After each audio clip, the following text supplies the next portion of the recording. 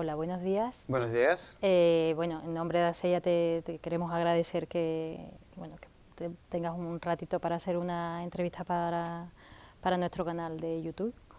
Y en primer lugar me gustaría un poco que habláramos desde el punto de vista conceptual de qué es un examen, ¿no? ¿Para qué sirve, ¿no? ¿Cuál es el objetivo realmente de un examen? Yeah, I guess it depends on the context we're talking about, doesn't it? Because what I was looking in my talk was high stakes exams, so exams that students use to certify their level, to demonstrate that they've got a certain level of English in this case. But exams are a lot more than that in a school context, aren't they? So you talk about, exams as assessment for learning, so that the students can learn. So an exam is a way for them, for the teacher to see what level they have, what their strengths are, what their weaknesses are, what a plan they can put in place to improve those weaknesses. And also it's a way for the students, just as importantly, to see what it is they need to improve on. Mm-hmm. So I think obviously it's not only just about certifying your level. I also found at school that exams were quite motivational for students. So it made them work, if you like, if they knew they were going to be examined on something, and it was very pleased if they saw that they'd improved on an exam as well. So you have that motivational factor. Then they don't all do well in exams. You have students who do worse, and you need to sort of build those students back up. See what went wrong and try and correct it. Uh-huh. ¿Debe ser el examen el único sistema para evaluar el avance o el progreso de los alumnos? ¿Qué peso tiene? O sea, ¿crees que está bien enfocado actualmente su ubicación dentro de lo que es la enseñanza de idiomas? It's a very good point, actually. I think formal evaluation, I think, and rigorous evaluation it is important. So we do need that, but it's certainly not the only way. I think students demonstrate the knowledge over a period of time. Obviously, on an exam, they can have a bad day. So it's a bit of a shame that all the eggs, if you like, can be in one basket. I mean, that seems to be the opinion of a lot of students in Spain. So recently, a few weeks back, we had a strike, didn't we, in state schools about revalida exams, which is not exactly the same as high-stakes English exams, but students were kind of saying, we don't want everything to be on this one exam. We want, to be assessed over a period of time. So I think that's also important for a teacher to do. Uh-huh. Y en España en concreto tiene una característica diferente del resto de Europa los exámenes, o sea, cómo están concebidos, ¿no? La importancia que tienen dentro del sistema de la enseñanza los exámenes. Yeah, I would say my experience, I've been a teacher in Spain and in England. Mm-hmm. Probably I would say there were more exams in Spain than there were in England, or perhaps that they start a little bit earlier in the kind of the journey over school.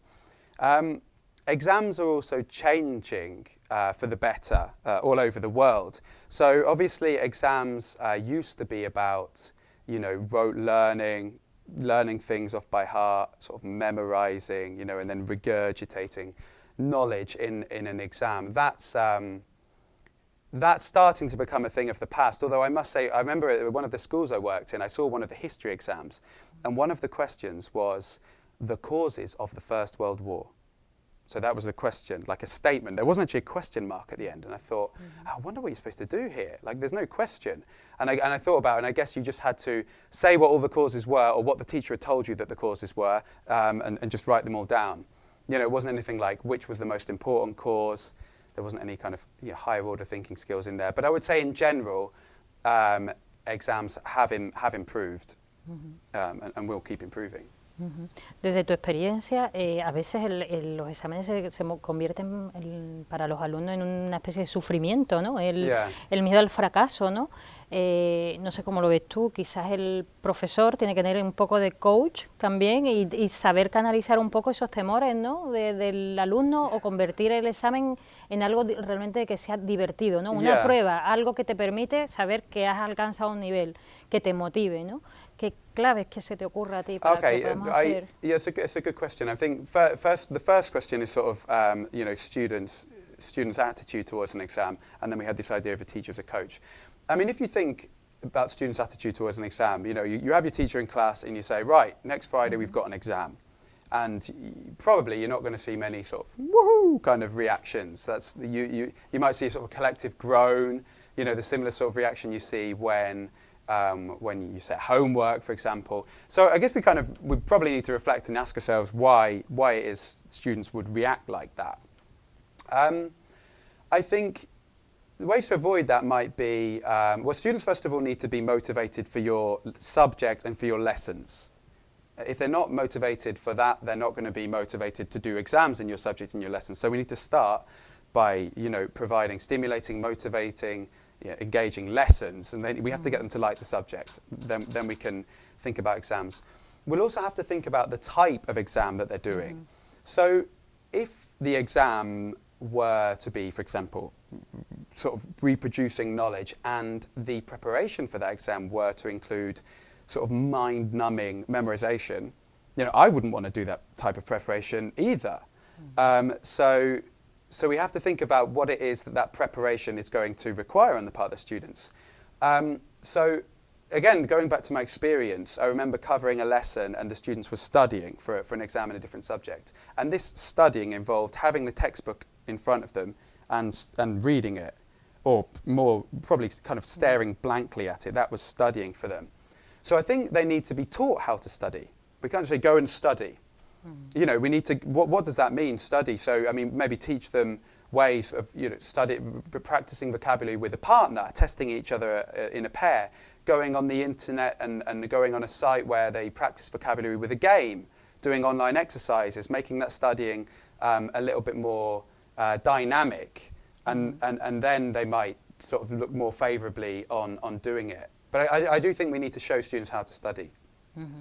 Hay diferentes tipos de personas, ¿no? Hay personas que, bueno, tienen más capacidad de memorizar, otras que aprenden más a través de la práctica. ¿Tú crees que los exámenes realmente tienen en cuenta esos distintos tipos de capacidades, ¿no? De habilidades de los estudiantes, o digamos son excesivamente generales, o no hay una fórmula diferente para cada tipo de persona? You're talking about sort of some like to memorize and some like to be sort of more practical, but it depends on the type of question. I mean, if it's a practice, if you think of an exam, you can have an exam which is skills based, okay, and in a lot of ways just memorizing. I mean, you might have memorized key expressions and what have you, but you have to produce them naturally as well, so they should be practice based. There are some exam questions which do kind of reward this, like you say, this memorizing, if you like. So for example, if you look at a transformation exercise, that's really sort of looking at sort of knowledge and rules associated with language, and it's less practical. I think it depends on the question a little bit. Sorry. No, it's fine. I was just going to go back because on one of your previous questions you mentioned, you mentioned two things. The second was the teacher as a coach, and I think I didn't answer that part, so we'll look at that now, if you like.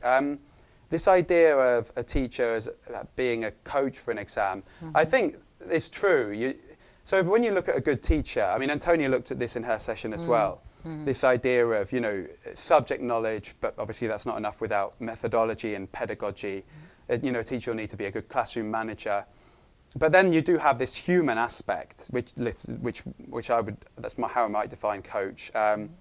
You know, it's this idea of putting an arm around your students, you know, for this, you know, dealing with their insecurities. And I think students do really like to feel sort of safe and secure. That they may not all admit it, but they do like that in a teacher. So I think this idea of a teacher of a coach is relevant for exams, but really it's just being a teacher in general, not only for exam preparation. Y ya para finalizar me gustaría saber cuál ha sido un poco la reacción de las personas que han asistido a tu taller, a las propuestas que has hecho, cómo has visto tú, ¿no? Yeah, okay. So how did my talk go? I think it went quite well.